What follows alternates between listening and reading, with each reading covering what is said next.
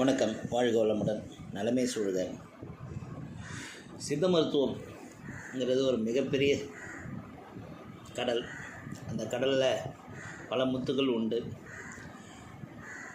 இவற்றையெல்லாம் ஆராய்ச்சி செய்து நம்ம உலகத்துக்கு சொல்ல வேண்டிய ஒரு விழிப்புணர்வு கண்டிப்பாக உருவாகணும். இன்னும் சொல்லணும்னா, ஒரு மூலிகை ஆராய்ச்சிங்கிறதுக்கு முதல்ல ஒரு சித்த மருத்துவம் சார்ந்த ஒரு பல்கலைக்கழகம் உருவாக வேண்டும். அப்போ தான் அந்த ஆராய்ச்சி படிப்புகள் அங்கே இந்த மாதிரியான விஷயங்களை நோக்கி செய்யப்படும்ங்கிறது எனது கருத்து. சரி, இப்போ எதுக்காக இந்த லீடு என்ன பார்த்தீங்கன்னா, மூலிகை சாப நிவர்த்தி என்றால் என்ன ஒரு வலைதள பதிவு படித்தேன். அதை உங்களுக்கு சொல்கிறேன். மூலிகையின் வேர், தண்டு, பட்டை ஆகியவற்றை மருத்துவம் அஷ்டகர்ம பயன்பாட்டிற்கு பறிக்கும் முன் அதற்கு காப்பு கட்டி சாப நிவர்த்தி செய்ய வேண்டும் என்பது சித்தர்கள் சொல்லும் விதி. எந்த ஒரு செடியும் மூலிகை தான். அதன் அனுமதியின்றி பறித்தோ பிடுங்கியோ உபயோகப்படுத்தினால் அது பலன் தராது, சாபம் வந்து சேரும். மூலிகைக்கு காப்பு கட்டுதல், சாப நிவர்த்தி, ஆணிவேர் அருகாமல் பிடுங்குதல், நாள் ஓரை பார்த்து நல்ல நாள் பார்த்து இந்த நிகழ்ச்சியை, அதாவது மூலிகை சேகரிப்பை செய்ய வேண்டும்னு சித்தர்கள் சொல்லியிருக்காங்க. அதனை வெட்டி உபயோகிக்கும் முன் அதற்கு மஞ்சள் நூலால் காப்பு கட்டி தூப தீபம் காட்டி பூஜை செய்து பறிக்க வேண்டும் என்றும், அதற்கான மந்திரத்தை குருவின் தீட்சை பெற்று ஜெபித்தாலோ பலன் தரும் என்பதையும் வலியுறுத்தி சொல்கிறார்கள். அந்த மந்திரம் என்ன என்பதை கீழே பார்ப்போம். அந்த மூலிகை செடி சாகாமல் மீண்டும் உயிர் தழவும் மந்திரம் உள்ளது என்பதையும் நாம் தெரிந்து கொள்ளலாம்.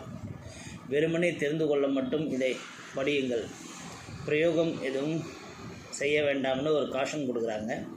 இனி எதையாவது பறிக்க வேண்டும் என்றாலும் மனதில் அதனிடம் பாவ மன்னிப்பு, இந்த மாதிரி நான் உன்னை பறிக்கிறேன், என்னை மன்னிச்சிடு என்ன ஒரு எண்ணத்தை மட்டும் உருவாக்கி கொண்டு மேலும் நீங்கள் அந்த மூலிகையை உங்களுக்காக சேகரிக்கலாம்.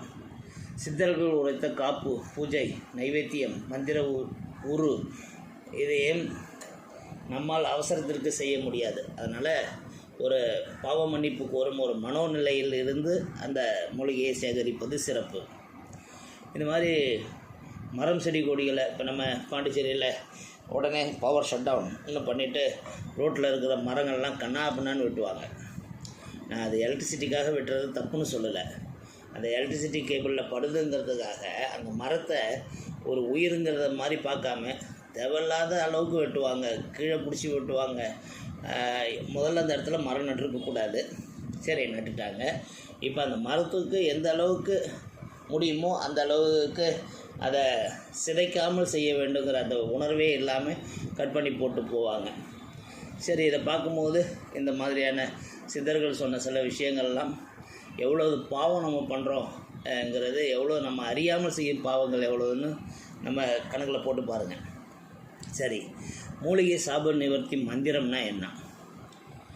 முனை முறியாத மஞ்சள் நூல், மஞ்சள் பொடி, பத்தி, சூடம், சாம்பிராணி, வாழைப்பழம், வெற்றிலை, பாக்கு, நைவேத்தியம் இவைகளை அந்த மூலிகையின் முன் படைத்து அதற்கு கீழ்கண்ட மந்திரத்தை கூறி சாப நிவர்த்தி செய்ய வேண்டும். அதாவது, ஆனை முகனே அனுதினம் மறவேன், அகத்தியர் சாபம் நசி நசி, சித்தர்கள் சாபம் நசி நசி, தேவர்கள் சாபம் நசி நசி, மூவர்கள் சாபம் நசி நசி, மூலிகை சாபம் முழுவதும் நசி நசி என்று 3 தடவை விபூதியை கையில் வைத்து கொண்டு கூறி இந்த உச்சாடனம் செய்து மூலிகை மேல் போட வேண்டும்.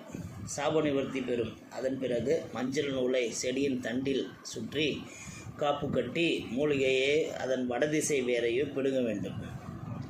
இந்த மூலிகை சேகரிப்பதற்கான அவங்க சொல்கிற குறிப்பு இது. சரி, பிடுங்கிய மூலிகைக்கு உயிர் ஊட்ட வேண்டும் என்றால் என்ன செய்யணும்? அதுக்கு ஒரு மந்திரம் சொல்கிறாங்க.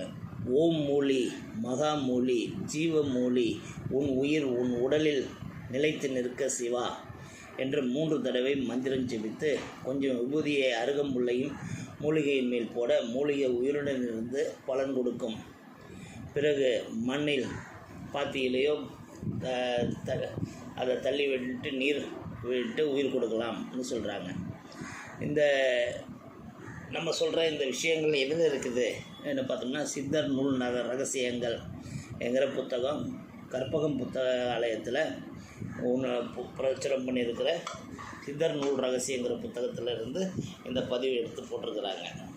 ஸோ நம்ம சித்த மருத்துவத்தில் இன்னும் எவ்வளோ ஆச்சரியங்கள் பொதிந்து கிடப்பதுங்கிறத நோண்டி பார்க்குறவங்களுக்கு தான் தெரியும் சித்த மருத்துவம் எவ்வளோ பெரிய மகத்துவம் நிறைந்தது என்பது.